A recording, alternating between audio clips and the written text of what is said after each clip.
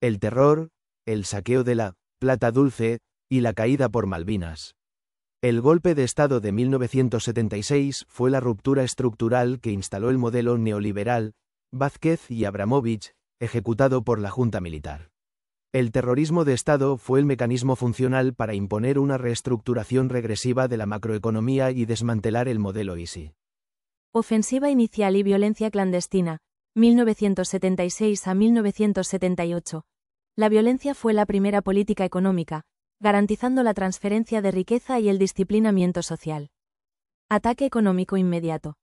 Se suspendieron las paritarias y se eliminaron las retenciones, lo que, sumado al 450% de inflación heredada, pulverizó el salario. Se atacaron las políticas del sector público. El terror sistemático. Para eliminar la resistencia, incluyendo montoneros y activistas, se desplegó una red de cerca de 800 centros clandestinos de detención, CCD, y secuestros ilegales. El saldo fue de más de 30.000 personas desaparecidas y muertas. El salario pulverizado. La población trabajadora perdió hasta la mitad de su capacidad adquisitiva, mientras el régimen gastaba una cifra estimada 700 millones a 1.000 millones de dólares en el Mundial de 1978 drenando recursos mientras se ocultaban los crímenes. Las madres de Plaza de Mayo rompieron este cerco. La macroeconomía se orientó a la valorización financiera y su colapso se aceleró por una maniobra militar desesperada. La plata dulce y la burbuja financiera, la tablita cambiaria y el dólar artificialmente barato generaron la bicicleta financiera, la plata dulce. La apertura comercial inundó el mercado de productos extranjeros, destruyendo la industria nacional. El estallido y la resistencia. La burbuja financiera estalló en 1981, desatando una crisis.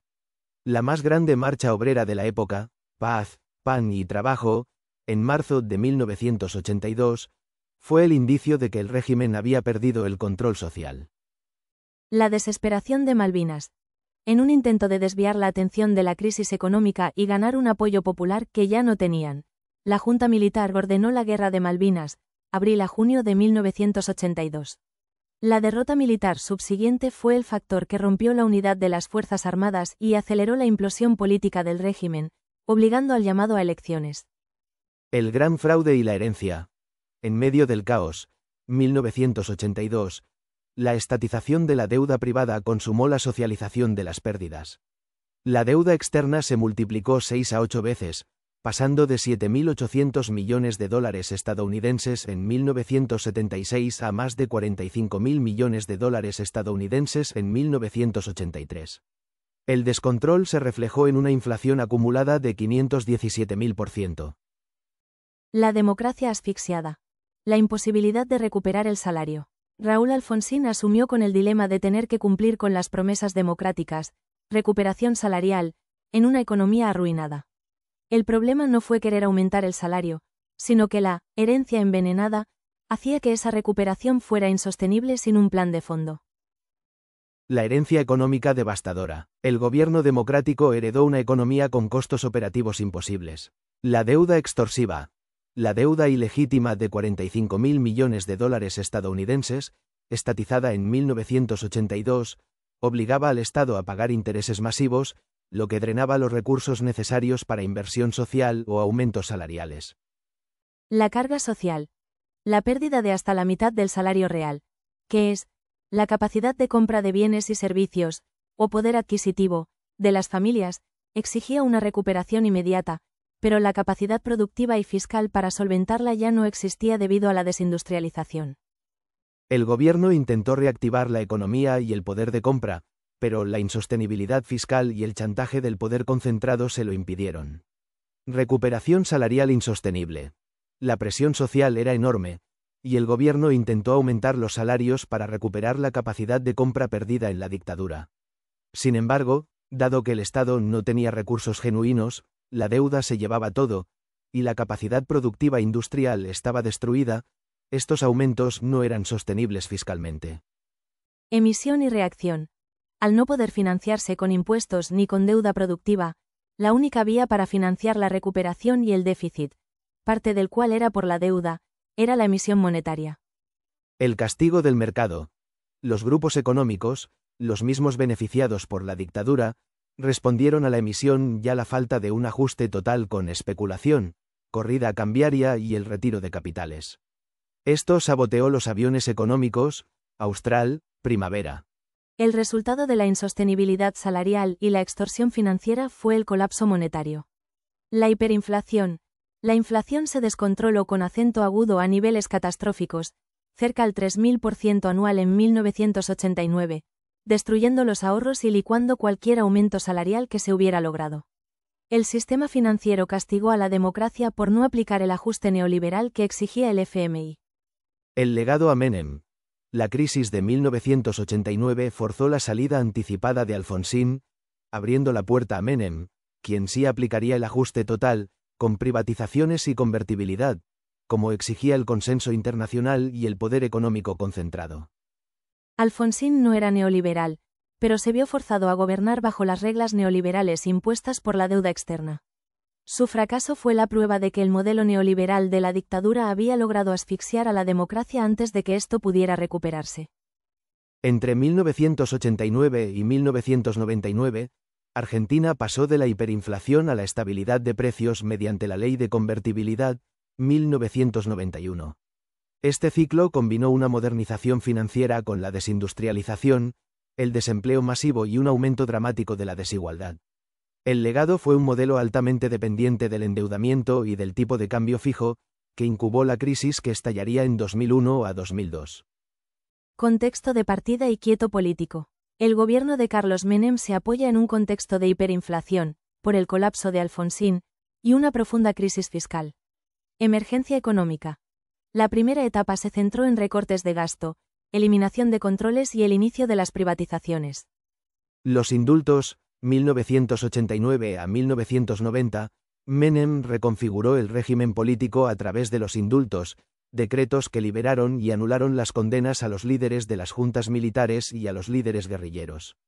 Este acto, que generó enorme controversia, fue un silencio con el juicio a las juntas de Alfonsín y significó un intento de cerrar las heridas para consolidar su poder frente a los sectores militares y políticos. El núcleo del modelo. Convertibilidad, bancos y fuga. El corazón del modelo fue la fijación de la moneda, que transfirió el control de la economía a la lógica financiera. Convertibilidad, 1991, se desarrolló la paridad fija de 1 peso igual a $1. El Banco Central, BCRA, quedó obligado a tener $1 de respaldo por cada peso en circulación. Esto eliminó la inflación, pero también eliminó la capacidad del Estado para hacer su propia política monetaria. El poder del sistema bancario. La convertibilidad provocó una concentración y extranjerización del sistema bancario, con el ingreso de grandes bancos globales. Se privatizaron o reestructuraron bancos provinciales para sanearlos. Tras la crisis del efecto tequila, 1995, se reforzó la supervisión bancaria para garantizar su solvencia, pero se profundizó la dependencia del capital extranjero. Riesgo estructural, la fuga. El principal problema fue el desajuste de moneda. Las deudas, las tarifas y la especulación se dolarizaron, mientras que los ingresos de la gente seguían siendo en pesos. Esto generó una fuga de capitales recurrente y una altísima sensibilidad ante cualquier crisis externa. Macroeconomía. Privatización y dependencia externa. El modelo se basó en el desmantelamiento del Estado y una apertura indiscriminada. Privatizaciones emblemáticas. La venta de empresas clave, YPF, ENTL, Aerolíneas Argentinas, Gas del Estado, fue masiva. Generó inversiones iniciales en infraestructura, como la expansión de la telefonía, pero las tarifas se dolarizaron, volviéndose caras, y los contratos fueron rígidos, limitando el control estatal. Apertura comercial. La apreciación del peso, el dólar artificialmente barato, hizo que las importaciones fueran baratas, presionando y destruyendo la industria nacional y priorizando la entrada de capital extranjero. Vulnerabilidad climática. El crecimiento dependía del flujo de dólares que generaba principalmente el campo.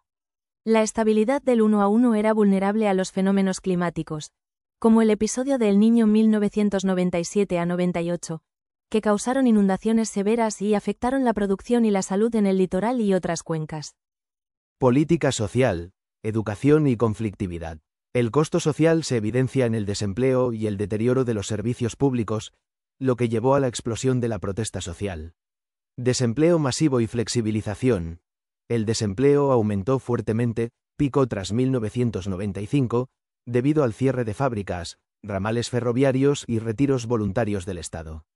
Se impuso la flexibilización laboral y la descentralización de convenios, precarizando el trabajo.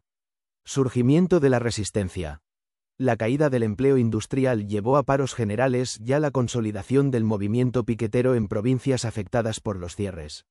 Los cortes de ruta se volvieron la forma principal de protesta. Planes sociales.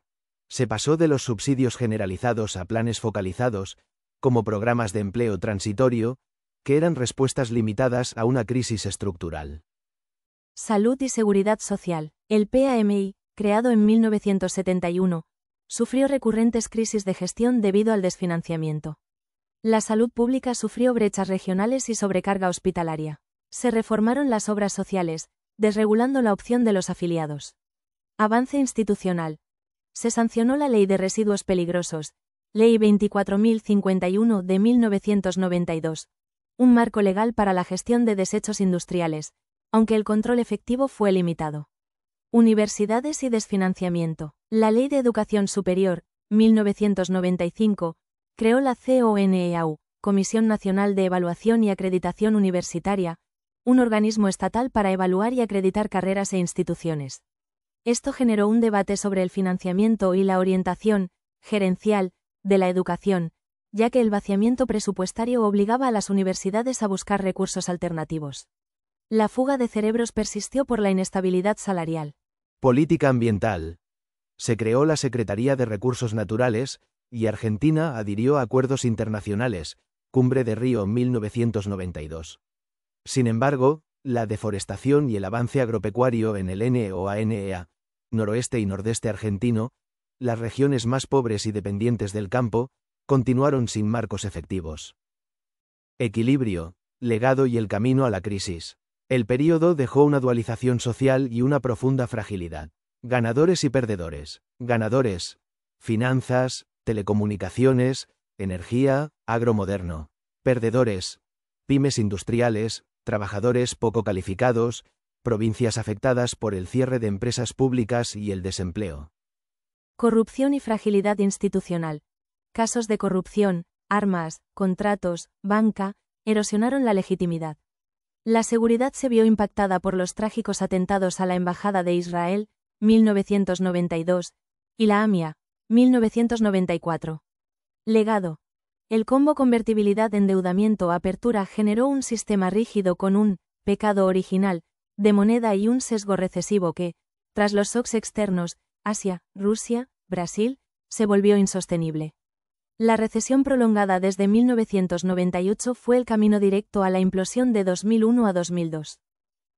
El colapso de la convertibilidad, ajuste, recesión y estallido institucional. El gobierno de Fernando de la Rúa, Alianza, asumió en 1999 prometiendo orden y honestidad tras el desgaste del menemismo. Su gestión no hizo más que acelerar el final de un modelo económico agotado, desembocando en el colapso institucional total de diciembre de 2001. El fracaso económico, rigidez, deuda y recesión. La herencia y el deterioro. Continuidad del 1 a 1. Se mantuvo la paridad 1 peso igual a $1, lo que significó la total ausencia de política monetaria autónoma. Recesión y deflación. El país estaba en una recesión prolongada, desde 1998. La rigidez cambiaria provocó una deflación, caída de precios, que mató la producción y la inversión. El PBI cayó menos 4,4% en 2001. ¿Y esto por qué? El dólar fijo sobrevaluaba la moneda, haciendo que los productos argentinos fueran carísimos para exportar y atraer importaciones, lo que hundía la industria local. La trampa de la deuda, endeudamiento por condicionalidad. Ante la imposibilidad de financiarse sin deuda y el déficit fiscal creciente, se recurrió al blindaje 2000, acuerdo con el FMI por $40.000 millones estadounidenses. ¿Y esto por qué? Para ganar tiempo y dar una señal de respaldo a los inversores, pero a cambio de más ajuste fiscal condicionalidad. Megacanje 2001, último intento desesperado de refinanciar deuda con bancos internacionales, que solo aumentó los intereses y postergó el default inminente. El factor humano. Despojo, Ajuste y desintegración social. El ajuste presupuestario y la recesión provocaron la crisis social que desbordó al gobierno. La crisis en servicios públicos y empleo. Ajuste presupuestario. El recorte golpeó directamente a hospitales y universidades. El deterioro en la inversión en investigación, CONICET, y la fuga de cerebros se agudizaron. Protesta docente. El símbolo del reclamo educativo de la década anterior continuó. La carpa blanca docente se mantuvo firme hasta el año 2000, exigiendo financiamiento educativo digno. Desempleo masivo. El desempleo alcanzó el 18,3% en 2001, y la ley Banelco, intento de flexibilización laboral, solo terminó en escándalo por sobornos, minando la legitimidad. Piqueteros y cartoneros. Los piqueteros se consolidaron con sus cortes de ruta como el principal movimiento de protesta. La economía de subsistencia se disparó. La imagen del cartonero subiendo al tren blanco se volvió el símbolo dramático de la urbanización de la pobreza y la exclusión. El engaño a los ahorristas. La traición del plazo fijo. En medio de la crisis, muchos ahorristas, incluida la clase media que perdía su trabajo, siguieron las recomendaciones bancarias de poner su dinero en plazo fijo como refugio, seguro, en pesos o dólares. El corralito, DIC 2001, la fuga de capitales secó las reservas. El gobierno impuso la restricción a la extracción de dinero. ¿Y esto por qué? Los ahorristas que habían confiado en el sistema y puesto su dinero a plazo fijo fueron las víctimas directas del corralito, al quedar atrapados sin poder acceder a sus ahorros, lo que generó una furia social incontrolable. El estallido y el vacío de poder, diciembre 2001. El despojo de los ahorros y el hambre social fueron la chispa final. El estallido. El país vivió protestas masivas, cacerolazos y saqueos en todo el territorio, uniendo a la clase media y a los sectores populares. El grito final. El clamor social y político fue el «que se vayan todos». ¿Y esto por qué? Reflejó la profunda crisis de representación política y el hartazgo con toda la dirigencia que había sostenido el modelo, y fallado, durante la última década. Represión y renuncia. La respuesta fue la declaración del estado de sitio y una violenta represión con más de 30 muertos. Fernando de la Rúa renunció el 20 de diciembre de 2001, marcando el colapso institucional, político y económico total y el fin del ciclo neoliberal.